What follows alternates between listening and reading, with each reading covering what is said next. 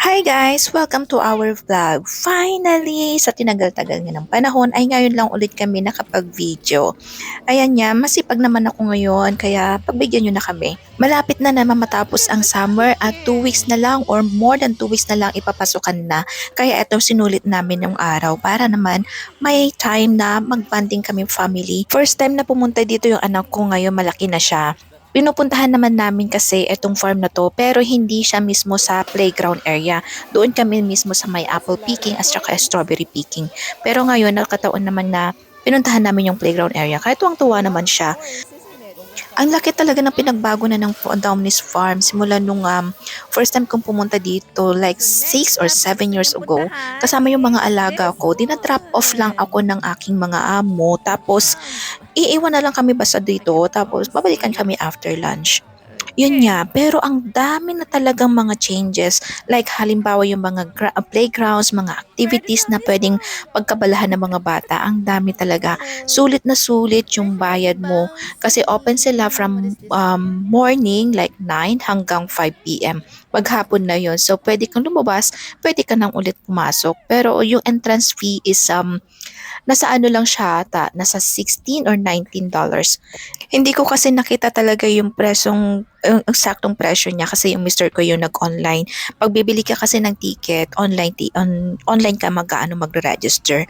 So tapos yun, sa entrance pa lang, meron na silang binibenta ng mga pagkain ng mga animals, yung kung gusto mo silang i-feed, ganyan. Tapos babayaran mo na lang siya doon. Pero kapag yung ticket mismo, pagpapasok ka is nasa online yung um, bayad ng ticket o pambili ng tickets. So yung nakita ng anak ko yung sa bouncy castle. Hindi naman siya bouncy castle pero parang bouncy siya pag tumatalon. Hindi ko alam kung anong tawag dun eh.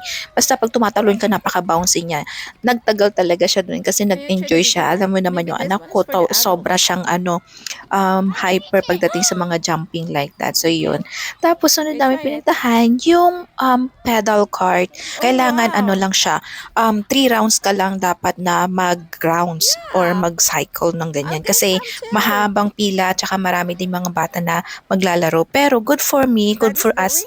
Kasi ang aga namin pumunta tsaka weekdays, yun ang kagandahan kasi kapag weekdays, konti lang yung tao tsaka yung mga bata. Pero kanina kasi may mga dumating na parang two school buses sila tapos parang team sila. Ang dami nila mga bata na napuntahan. Pero mas nauna pa rin kami doon. Then after that, pumunta na kami sa kabilang playground which is yung pirate ship. Mayroon mga playground doon. Tapos ang dami-dami mo talaga pagkabalahan doon. Maghapon, sulit na sulit mo talaga yung bayad mo mismo. Tapos eto, ang dami talaga. Mag-enjoy talaga yung mga bata dito. Pati yung mga parents ay nag-enjoy din kasi may mga activities din na para sa mga parents. Yung kung gusto mo maglaro, ganyan, pwedeng pwede. Katulad na lang tong si Mr. Go. Eto, Dad is playing the how to play with this one. tulad na lang eto, roll the plank. Parang ano siya, ang hirap Start. manalo dito kasi ang dami mga butas. Start. So habang fini-figure out na ng mister ko, inaantay namin yung anak ko na matapos makapaglaro doon sa pirate ship. At pagkatapos niyan, pinuntahan din namin yung eto obstacle course. Dito rin siya nag-enjoy mismo din. 2 beses siyang pumunta dito. Ang dami obstacle course na pwede mo mapaglaruan para sa mga bata. Talagang mag-enjoy ka talaga, mga bata. Hindi mo talaga sila mapipigilan sa pagtakbo, pag ganyan. Tapos, ang I think kagandahan din here and dito, for her. marami mga stall din dito, mga small carts or mga stores na pwede kang bumili ng mga drinks, ganyan, mga ice cream, slushies, ganyan. Pero ang hindi lang maganda dito is yung konti lang talaga, isa lang yung mismong bentahan or tindahan ng pagkain which is only the fries, tapos hotdog buns, ganun lang.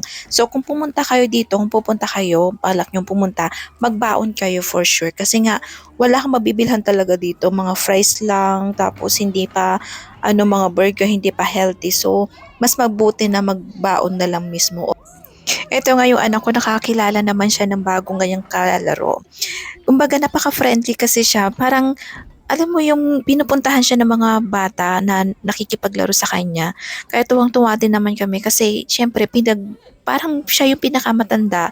Inaalagaan din niya, sinusundan niya, tsaka nagiging gentle siya sa mga bata na nakikipaglaro sa kanya. Tulad na lang ng isang babae, yung batang babae na nakipagkilala sa kanya, ayan, inaantay niya talaga kahit na medyo mabagal. Tapos kasi hindi pa naman siya gaano sa mga galaw-galaw sa mga obstacle course, nakikipag-antay siya talaga. And then eto, nakakita siya ng zipline or beeline. Ito yung pinakagusto niya talaga. Paulit-ulit siyang pumila dito kasi gustong-gusto niya na zipline. Ewan ko pa napaka-brave niya talaga tong batang to. Giant Tapos slide. yun, at ito na yung giant slide. Ito yung natatandaan ko nung bagong dating ko lang dito sa Canada. Yung mga alaga ko, ito yung pinupuntahan din namin na slide. Kasi konti lang talaga yung mga games or tsaka mga playground dati. Wala pa yung mga ibang mga zipline, mga obstacle Okay. course. Ito pa lang talaga. Kaya mahalata mong luma na siya. Pero okay pa naman gamitin. Eto nga, brave na brave yung anak ko. Isang beses lang niyang ginawa yan kasi nga marami pa siyang You are gustong so puntahan brave. na palaruan. So yun. Oh Eto, yeah. ang dami niyan. Bago din to, oh. Love it. Yung parang ano siya, wheels na ganyan. Yan, naakyat lang niya. Pero tuwang-tuwa naman siya. Ayan. 'Di You're ba at ang the top. ganda, very colorful. Tapos may mga ano din sila, yung mga tractor rides, ganyan, yung mga Gonna run it tractor up. na playgrounds, yung pwede ka mag-slide, ganyan. Eto tuwang-tuwa siya sa mga ganyan All the kasi way nga up. may mga small Nice. Yeah, it's compartment siya or cool. parang sinasabi niya secret base, yung mga ganun yan. Tapos may mga slide, ganyan. Gustong-gusto niya talaga yung mga ganito at nakakatuwa naman kasi ang galing ng pagkakagawa nila, idea nila na nagdagdag sila ng ganito kasi talaga masusulit mo sila. Dati, mura lang yung entrance fee pero konti lang din naman yung mga activities or pwede ng paglaruan. Pero ngayon ang dami na as in talaga. Sunod nga namin pinuntahan ay yung duck race kaya ito ng anak ko, ay yung asawa ko. As in, nakipagkompetensya siya sa mga bata. Pero after that, later on, yung anak ko naman, nakipagkompetensya. Pero syempre, panalo pa rin siya. Laging siya nauuna. Naalala ko yung gripo na ganito sa probinsya namin, may mga gantong gripo kami. Hanggang ngayon, ganito pa rin yung gamit namin. Nakakatuwa Yay, lang siya kasi nga practice. nag-enjoy yung mga bata.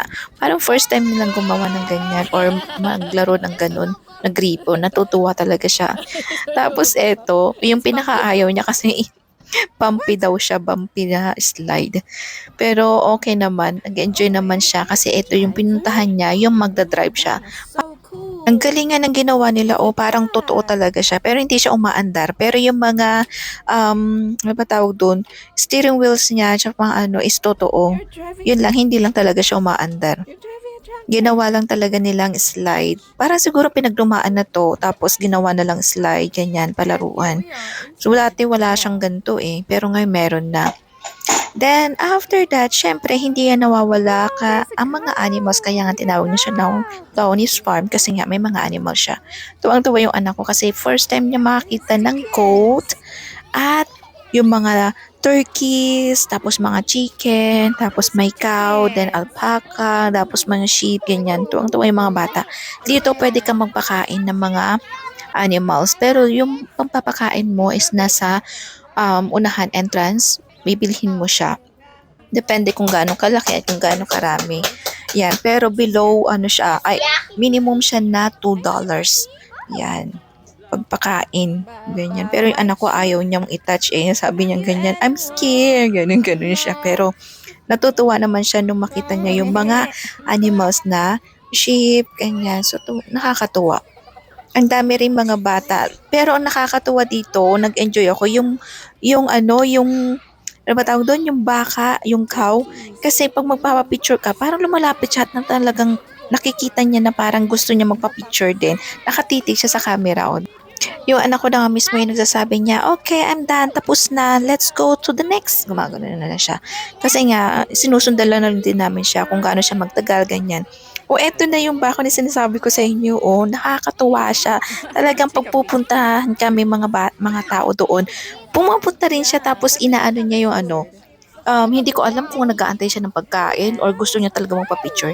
Kasi nagpa-picture Oh, look kami, how cool. That looks gustong-gusto so niya talaga na cool. napaka-behave niya na tumitingin din siya sa camera. Kaya nakakatuwa siya. Tapos eto, may mga baby lambs din, may mga baby sheep, ganyan. So yun, next namin pinuntahan, nag-lunch muna kami. So ito yung sinasabi ko sa inyo na naghahanap kami ng mabibilhan na mapagkainan. Ito, yung parang ano lang siya, souvenir shop. Tapos mga drinks lang yung mayroon, ganyan. Yung asawa ko, kumuha lang siya ng drinks and then may nakita siyang sale siya na burger or parang yung chicken burger or something like that. Tapos ako naman, kumuha na rin din ako ng chicken panini. Para yun na yung ano ko. Kasi more on bakery sila, more on mga pastries, ganyan. Tapos mga souvenirs nga. Wala ka talaga mabibilhan ng pagkain ng mga bata, hindi rin nagustuhan ng anak ko. So, ang binili lang niya is yung slushy. Then after that, eto, punanta na namin yung wagon ride. So actually, na-miss namin yung first ride which is 11 a.m. Tapos the next ride is 2 p.m. So after namin makapag-lunch, inantay namin talaga, pumili na kami yung sa wagon ride. Natutuwa yung anak ko kasi gustong gusto niya talaga mag-ride sa mga wagons na ganito kasi um, niikot namin yung buong farm. Pero ito 10 minutes lang. Saglit lang namin inikot kasi parang ang pinakita lang sa amin is yung strawberry farm tsaka yung raspberry farm. Tapos kwento na rin doon kung paano nagsimula ang Downies Farm at kung ano yung mga dapat na malaman tungkol sa pagtatanim ng strawberries at saka yung mga raspberries. Aside nga sa amin pala na napi-video, mayroon din isang family na nagvi-video din sila. May ano siya talaga, gadget siya talaga na ginagamit sa pag-film or pag-video. Siguro family din sila ng mga vlogger. Pero yun nga. So, kung nakikita nyo ngayon dyan, yung mga raspberry, ito yung raspberry, pero yung mga nauna is strawberry. Pero wala na kasi tapos na yung strawberry picking. So, hindi na nila, ano yun, natanggal na nila lahat halos yung mga roots tsaka yung mga bunga noon. So, parang wala na. Tapos ito pa, ang daming pang mga activities na pwede mapaglaruan ng mga bata, kahit mga parents, yun yan, yung sinasabi ko sa inyo, na marami din activities na pwedeng pag-enjoyhan ng mga parents, both parties. So yun, maraming salamat po sa pakinunood at pakikinig po sa aming mga vlogs. Thank you so much!